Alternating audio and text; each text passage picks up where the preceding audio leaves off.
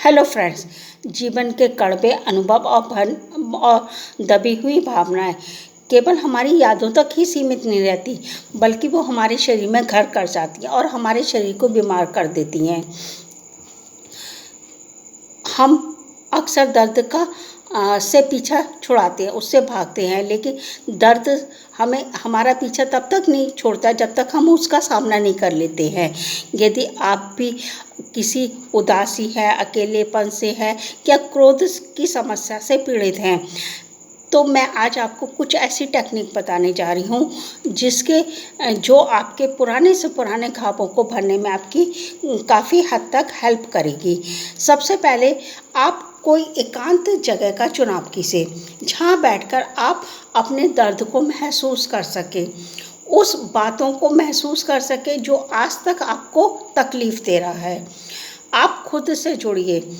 जब आप इस चीज़ को महसूस कर रहे हैं तो कस का मुट्ठी बंद कर लीजिए, अपने शरीर को सिकोड़ लीजिए, कस के अपने से गला से लगा लीजिए। उस परिस्थिति को याद करिए कि उस समय आपके मन में क्या चल रहा था, आप उसका सामना किस प्रकार से कर रहे थे। यदि आपके अंदर कोई जकड़न हो रही है, जलन हो रही है या झुनझुनी पैदा हो रही है, तो आपका शरीर आपको उस चीज़ को महसूस करा रहा है, उस तकलीफ़ को महसूस करा रहा है। इससे आपको घबराना नहीं चाहिए। आपके अंदर जो कुछ है उसे बिल्कुल बाहर निकालिए, चाहे किसी भी फॉर्म में, चाहे रोकर, चिल्लाकर, कागज़ पर लिखकर, पंचिंग बैग में मुक्का मारकर, कोई चीज़ तोड़कर, फोड़कर, किसी भी तरह से आप अपने अंदर की जो भावनाएं हैं उसको बाहर निकालिए।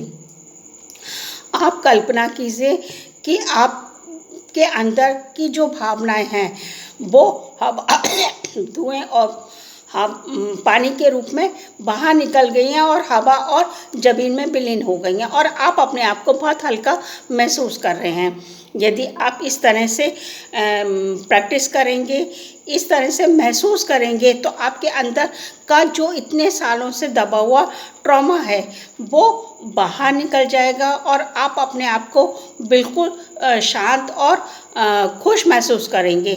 यदि इस दौरान आपके अंदर जलन है, जकड़न है या कोई भी प्रकार की झुनझुनी पैदा हो रही है, तो बड़े बड़े झटकों को सहने के लिए हमें इस प्रकार के छोटे छोटे झटके भी सहने पड़ते हैं।